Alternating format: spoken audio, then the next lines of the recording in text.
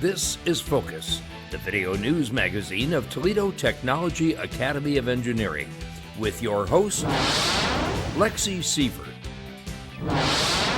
A lofty senior capstone project has taken on a life of its own that includes research through the University of Toledo and ultimately to be placed in a NASA satellite. I'm Liam Close. The launch of a high-altitude weather balloon is just the start of a project through UT and NASA.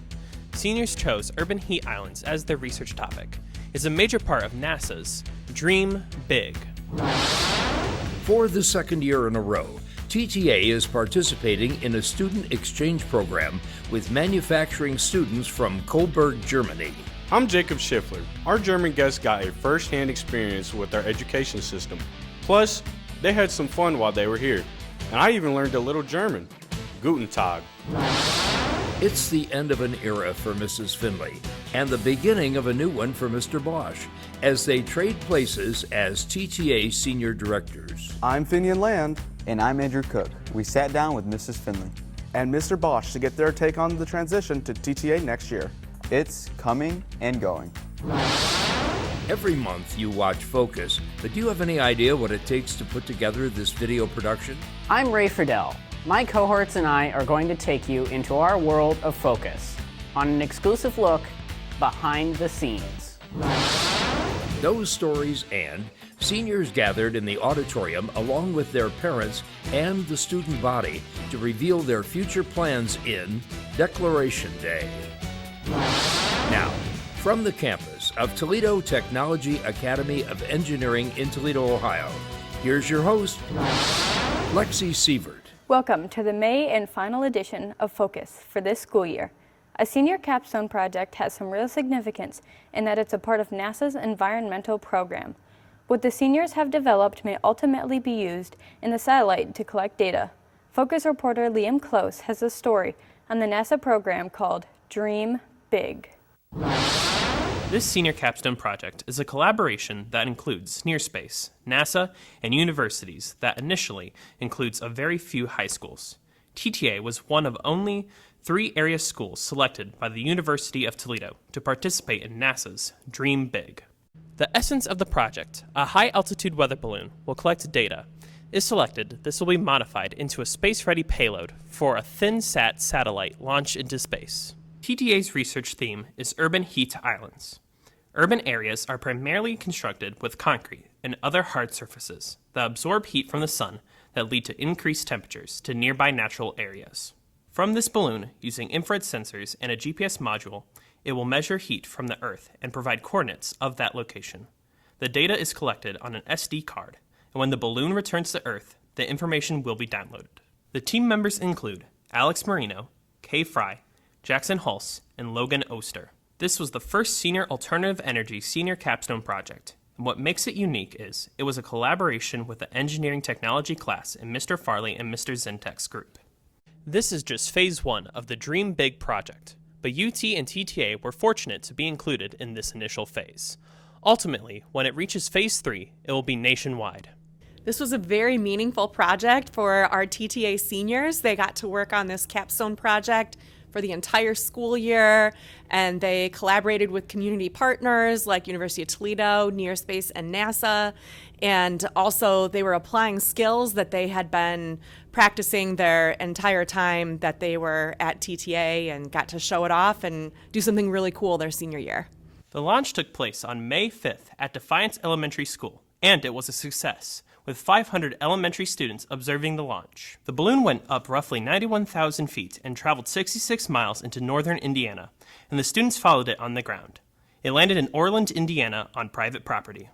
Defiance was selected as launch site because of its distance from Lake Erie, but the weather conditions actually took it west instead of east. Laura Kubiak, the teacher. She's an excellent teacher, and so I picked all high-level teachers I knew would have students that would succeed and have instruments on the balloon, and then ultimately help us with the satellite that we're building. This is just another connection TTA has with NASA through the University of Toledo.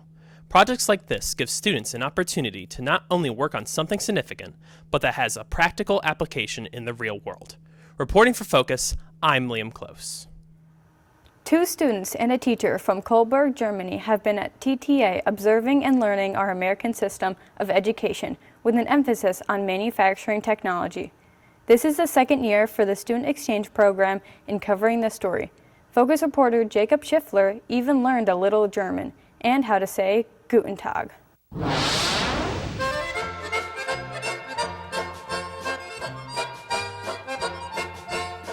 Nestled in the Bavarian area of Germany, Coburg is a delightful town steeped in history. Everything about this city exudes charm and warmth, including their magnificent churches. Although it's quaint and very old world, they manufacture motor vehicle parts, machinery, and fabricated materials. So, for the second year, TTA has partnered with Coburg for a student exchange that focuses on manufacturing. This is the tie-in to TTA and our manufacturing technology curriculum. For 2 weeks, Felix Engler and Jonas Schmidt, along with the teacher from Coburg, have been experiencing our education system, which differs from theirs in Germany. It's like a dual system in Germany, so we go 1 week to school and then we got 4 days at work. So I work for a company and then I have to go to school too. They have spent some time in our academic classes, but for the most part, since they are slightly older than high schoolers in the U.S., they have already taken these subjects. Their focus is on our labs and the technical side of our curriculum. That includes spending many of the afternoons with Mr. Farley at our local business partners. In Germany, they work with 1 or 2 very large companies to place their students, whereas in Toledo, we work with maybe a couple large companies that take 1 or 2 students, but we have a list of probably 50 to 60 companies that we've worked with in the past. I think they were really surprised. The other thing is that, of course, our roads are terrible. We visited Liberty class, I think. It was very interesting. And we also visited project design company. Yeah, the founder was very nice. Yeah. Now, it's not all business all the time for our guests.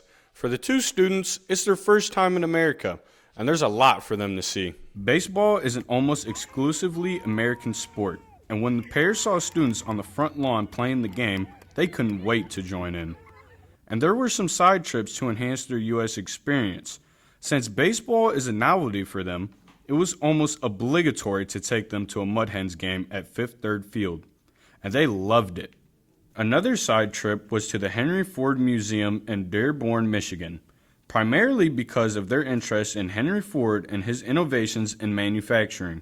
They went to Maumee Bay State Park in Oregon just to walk around and get a feel for Lake Erie.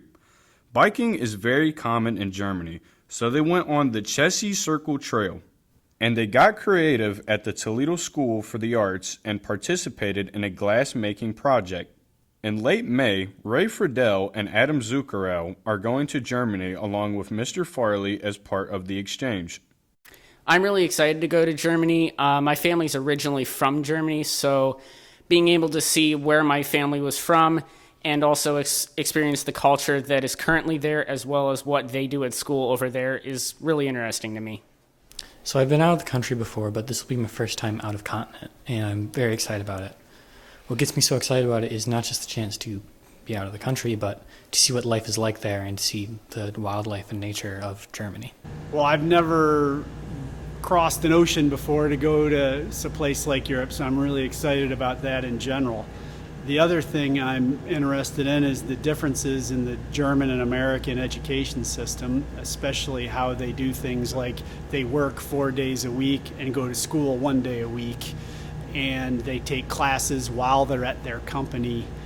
At least I think I do. I'm going to find out in a couple weeks. Finally, before our guests departed for their homeland, there was a farewell dinner hosted by the Bavarian Sports Club here in Toledo. What a great experience, not only for them, but for our 2 TTA students who will be traveling to Germany. Reporting for Focus, I'm Jakob Shiffler. Seniors will be graduating soon, and to highlight their future, all TPS high schools had a special day, Declaration Day. At TTA, seniors were recognized with a slideshow to acknowledge their achievements while at TTA and what their future holds. They got a special senior t-shirt and sign the big board to indicate whether they were going to enroll in school, enlist in the military, or employ and go into the workforce.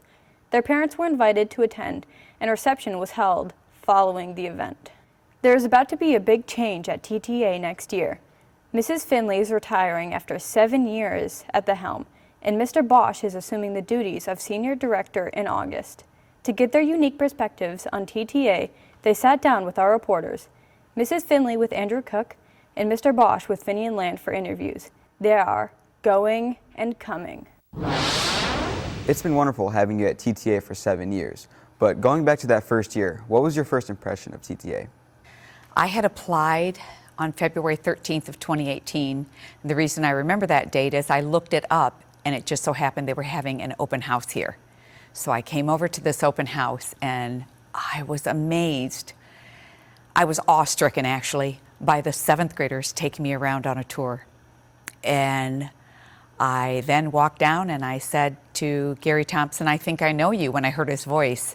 And I knew his name was Gary Thompson, and I said, "And I think I just applied for your job." I was very impressed. Couldn't actually wait and hoped I would get hired here. In those 7 years here, what do you think are the most significant accomplishments? Oh, cleaning the school up. I remember there were so many ugly things hanging on the wall, and some of you can remember that too. And I was like, and the classrooms were way down at the other end. We had 7th and 8th graders way down at the other end. And it just seemed like such a weird environment. It wasn't cohesive.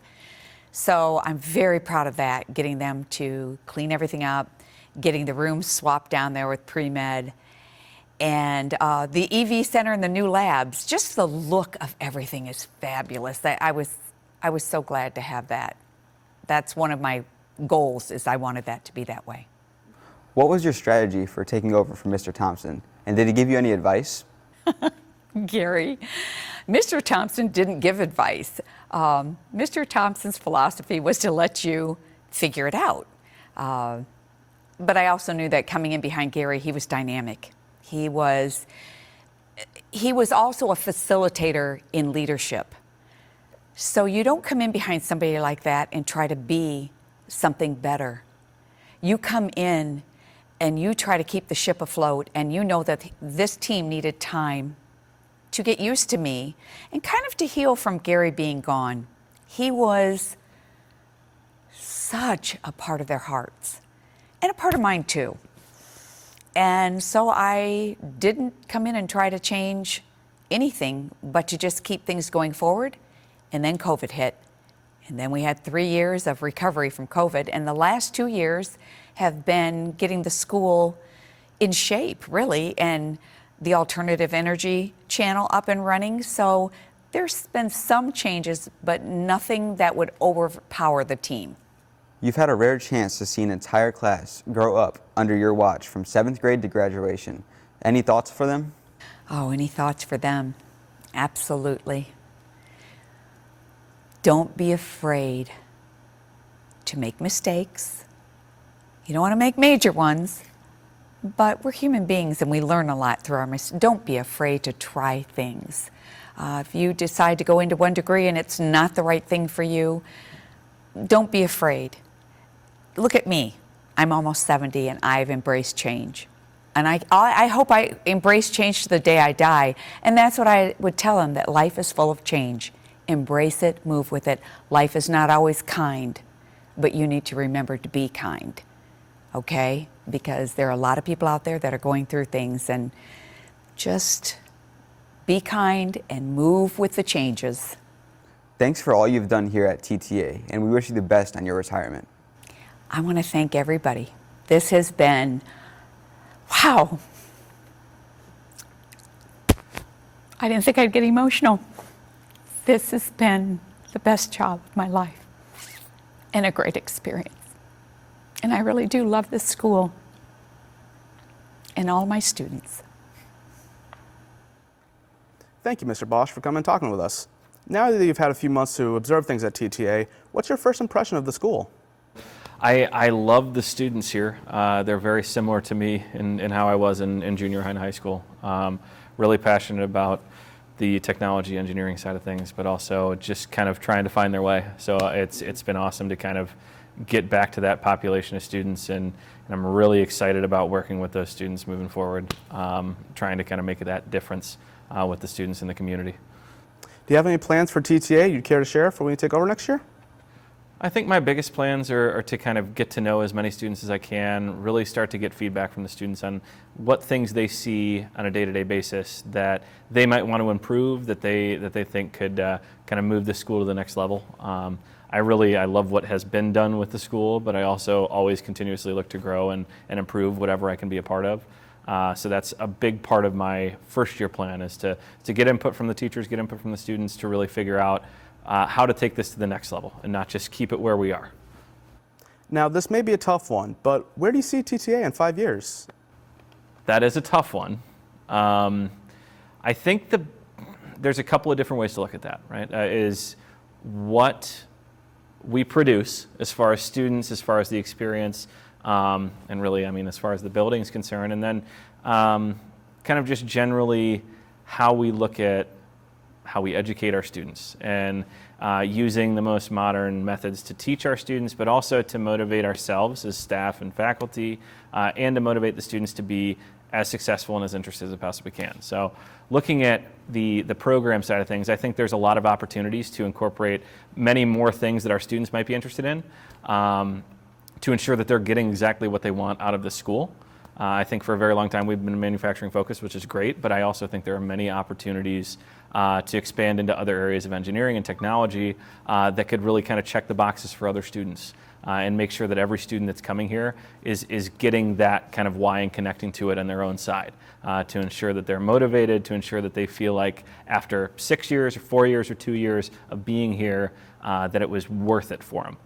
That's my biggest thing, and I think 5 years from now, if I can shake a hand of every student who walks across the stage at graduation and they say they are glad that they were here and that this was the right choice for them, that they found their home at the next level, whatever that is, whether they're being employed, whether they find their college of choice, or they enlist in a military area, that's my goal for those 5 years. I could talk to you about specific minutiae and detail, but I think the biggest thing is that.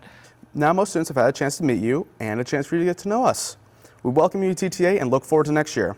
Thank you for sitting down with us. I'm extremely excited to be here and can't wait to get to know you guys better. So, what does it take to produce Focus? It might take more than you think. It's a process that runs from concept to completion.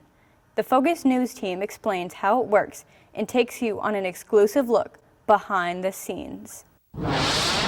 It all starts here, with the entire crew having a production meeting. Deciding which stories to cover is first on the list. We get suggestions from faculty and staff, students, and from within our own ranks. Once we have a storyboard, we decide which are packages, meaning they are full-blown productions with a reporter, and which ones are what we call readers, where the anchor simply reads the story. The next step is creating a script. We never shoot anything without a script, and sometimes we do a shot sheet that covers all the shots on the script. Now the production begins. We usually start by shooting what is called B-roll. This is wild footage that matches the script. It's generally silent footage, although at times we use nat sound or natural sound audio that's low in the background. Generally, we shoot way more B-roll than we will need. The worst case scenario is to start editing a story and to not have enough video. Every staff member takes turns being a reporter. This includes doing what we call stand-ups or raps, where the reporter appears on camera. We use 2 high-def cameras and top-of-the-line mics. It's not unusual to do several takes of a rap, then choose the best one for the final production. Sometimes we have a lot of bloopers. One staff member shoots the video and another does the audio, and there can be a third person or director who directs the shoot. The reporter only does relatively small stand-ups or raps. Most of the audio is done voiceover.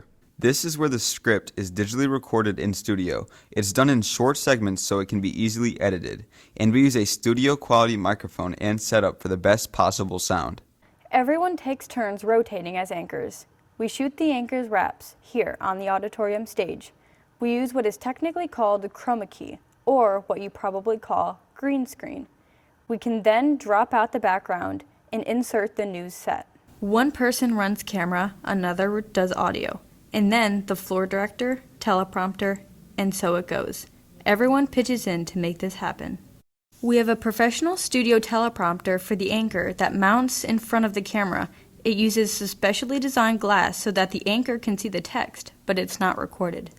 Now comes the fun part, post-production or editing. Everything we shoot has to be uploaded to the editing software, and reporters edit their own stories. We have to create lower third keys, the names you see across the bottom of the screen. This is done entirely in Photoshop, then imported into the software. At times, we add music or even sound effects to enhance the production. Post-production can take several days. There are cases where we have to correct things like color balance and audio when we edit. Not all video is perfect, and sometimes we need to adjust either the audio, the video, or both before we're satisfied with the final product. The last step is the final output. The software renders or digitizes the video into a format that can be posted on YouTube or on our Facebook page. And that is a look behind the scenes at how we produce Focus. Well, that's all for this edition of Focus, and for the school year. Focus is a production of the TTA video production class. If you're watching on YouTube, please give us a like and subscribe to our channel. We'll be back next year with a whole new team and more stories about TTA. Until then, I'm Lexi Sievert. Have a great summer, and thanks for watching.